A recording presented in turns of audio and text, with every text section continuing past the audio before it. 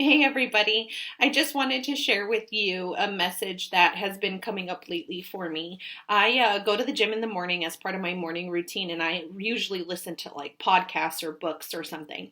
And that particular day, I was listening to a podcast from a guy who was speaking on how he had became successful and had grown his business. And he started off talking about how we all go through things. And he was saying, pain in life is inevitable and how we deal with it is a choice.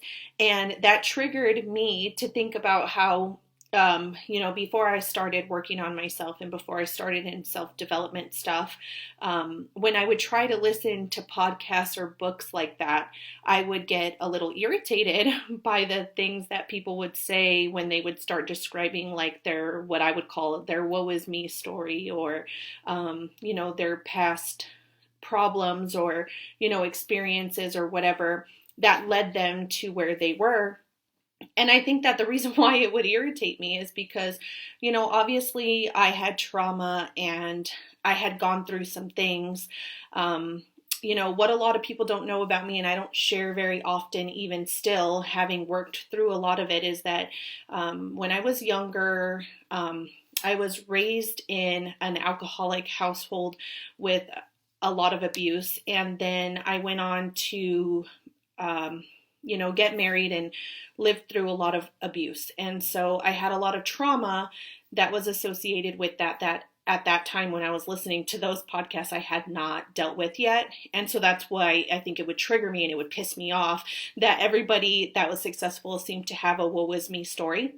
But what has been coming up a lot to me as a message is that, it's true. Everyone goes through pain. Everyone has things, and you're never going to get away from having things or pain, and how you deal with them is a choice.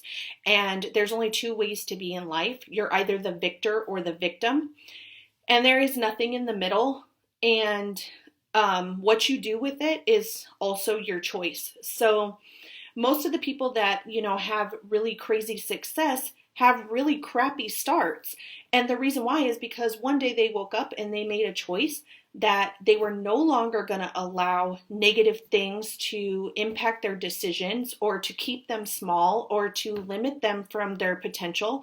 And they wake up, they become the victor, and they go out and do something super great with their life, and they start impacting other people and they start sharing their message. And then that goes on to hopefully trigger someone else to deal with their stuff and get out of their funk and get out of their own way and start doing something bigger and better too.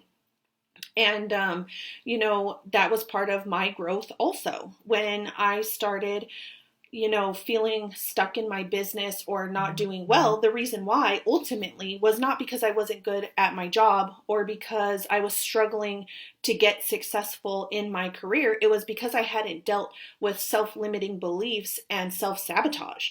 And so I was keeping myself strong, or I'm sorry, not strong. I was keeping myself weak and in a position because I was still being the victim for the things that had happened, even though I wasn't going around telling the story or, whatever. I didn't tell the story because I didn't want people to say, oh, I'm attracted to working with her or attracted to her message because I feel sorry for her. In my mind, that's what I felt like people would think or say. And so to me, it was better to stay small and protect myself and not tell the story and not deal with whatever was going on to keep myself small.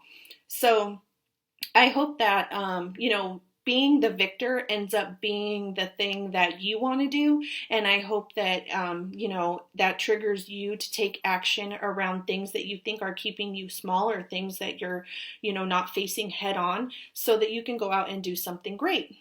Have a great day. Happy Easter weekend.